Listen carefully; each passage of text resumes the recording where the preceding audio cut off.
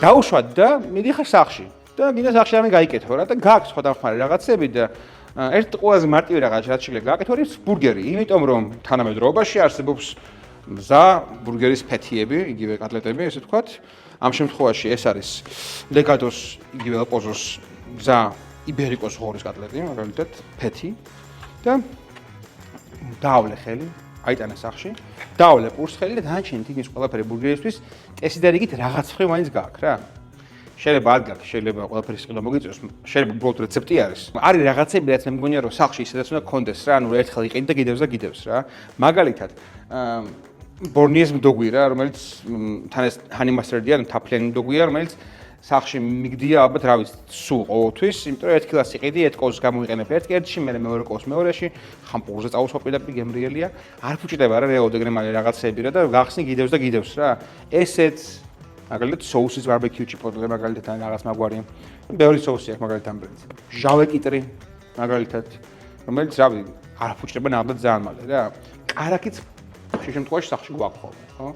ხო, ვიოლა შეიძლება გქონდეს, შეიძლება არა, ნუ ნარიყველი მაგალითად შეიძლება რაღაც სხვა ვარიაცია გქონდეს, მაგრამ ნუ არის ყველი რაღაც სახე. ძალიან დიდი ინტრო არის უკვე და ძალიან გაიწელა ეს ყველაფერი, მაგრამ მოკლედ დავიწყე ბურგერის კეთებას, მეგობრებო და არ ვიცი რა მიზეზი შეიძლება მაგას გქონდეს, მაგრამ გააკეთეთ მარტივად ღორის ბურგერი რა. იქამდე სანამ ლეგადოს ხორცი ხვება, წითელი კომბოსტო, ან თეთრი კომბოსტო, ან რავი, ჩინური კომბოსტო, ან რამე სხვა კომბოსტო მნიშვნელობა არ აქვს. დაჭერეთ წვრილად. მას დაჭერით, მერე შემოატრიალეთ და დაჭერით ასევე გასწვრივაც. იღებთ ჯამში ყიდეთ ამ კომბოსტოს. ხა ეს რასაც მე ვაკეთებ არის coleslaw-ს ვარიაცია, რეალურად კომბოსტოს სალათი არის რა. მაგრამ ცოტა გავახალისოთ. დავახალისოთ როგორ მაგალითად ანანასი დავამატოთ. დაახლოებით ისეთივე ზომაზე დავჭოთ ანანასი, როცა არის კომბოსტო, წვრილად რომ დავკეპოთ. და ღორის ხორცი და ანანასი არის ძალიან კაი კომბინაცია ზოგადად. ერთი კბილინი ორი, სტაფილოს დავჭრით, თხლად. წვრილად დაჭერილი სტაფილოს ჩავამატოთ. თავარი არის, რომ შუაგზაში მივხვდეთ, რომ ის ჭუჭელი რომელიცაც დაიწყეთ ზომაში არ ყოფნით და სხვა რამეში გადაიტანოთ. რაც უკვე დამატებული ანანასი, სტაფილო, ნიორი და ახლად რვარი მდოგვის. ერთი უხვი კოზი ბორნიეს ჰანიმასტერდის, სუფრის კოზი დაახლოებით. ასე ორი უხვი კოზი როლესკის ბარბეკიუ ჩიპოტლე და მოურიოთ. ცოტა მარილიც და ველოდებით, რომ გემოები ოდნავ მიიღოს. რადგან ძირითადი არომატული კომპონენტი მზად არის, ახლა შეგვიძლია მარტივ რაღაცას მივადგეთ რა. ჟავე კიტრი ამოვიღოთ, რამდენი ბურგერის გვაქვს იმდენი, გამზადებული ამ ჟავე კიტრიც. ვიღებთ ორ ტაფას და პალადე ზეითუნიზეც, ოღონდ ბილობის ზეითუნიზეც, რომელიც თერმოგამძლე არის.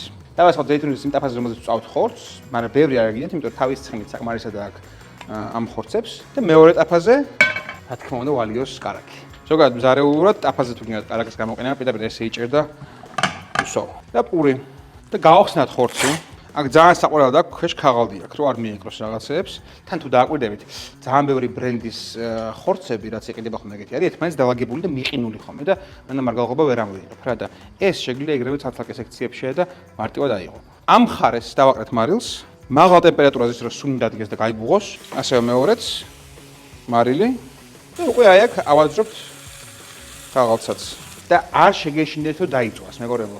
ან თავარი მუღამი ის არის, თუ გინდა რომ კაი გემო მიიღო, დამწობის გარშემო ყველაზე კაი გემოს იღებ ხოლმე, როგორც ცხრიან მწვაძეა, ეგრეა ყველაფერზეც რეალურად. მაღალი ტემპერატურა, ბუღის არ შეგეშინდეთ, წვის არ შეგეშინდეთ. იცოდეთ რომ ამაში შემასუნელებელი ელემენტები ისედაც არის უკვე, ამიტომ არ გჭირდებათ დამატებითი სუნელის დამატება. ცოტა დაპრესთ უბრალოდ, რომ ძალიან არ ამაყლდეს. რომ შესაძლებელი იყოს ამის კარგად ბურგერში გადაწილება. პური ამოვატრიალოთ და ცხელ მხარეს პურზე ქვედა მხარეს ოღონდ პურის ავადოთ ვიოლას ერთი კოვს, სუბუქი კოვს, აი ეგეთი. და დავპრესოთ ეს პურებიც. მესმის რომ კლასიკურ ბურგერში აფხვება მოგწონს, მაგრამ მე ამ შემთხვევაში მომწონს და დასრესილი რო არის ხოლმე. ბოლა მოტრიალებაც ფერი მიღებული აქვს უკვე. როგორც წესი, ხორცს ამოიღებთ, უნდა დაასვენოთ ცოტა ხანი. დაასვენების პერიოდში ვადებთ ზემოდან ვიოლაზე. ამ ვიოლას კარგად ცხელი ხორცით გავანაწილებთ, წვენიც გაუვა, მე ავიღებთ და ქვეშ გამდნარ ვიოლას დავუდებთ ჟავე კიტრებს. ერთი ნაჭერი ემენტალი თუ არის, არ არის აუცილებელი. მაგრამ თუ არის, რატო არა? და კოვზი ბარბეკიუ კოუსლოუსი და დაპრესილი პური. ეს არის ღორის ფარშის სენდვიჩი, კოუსლოუთი და ყველით. ფრიად მარტივად, ბევრი წვალების გარეშე ბურგერები.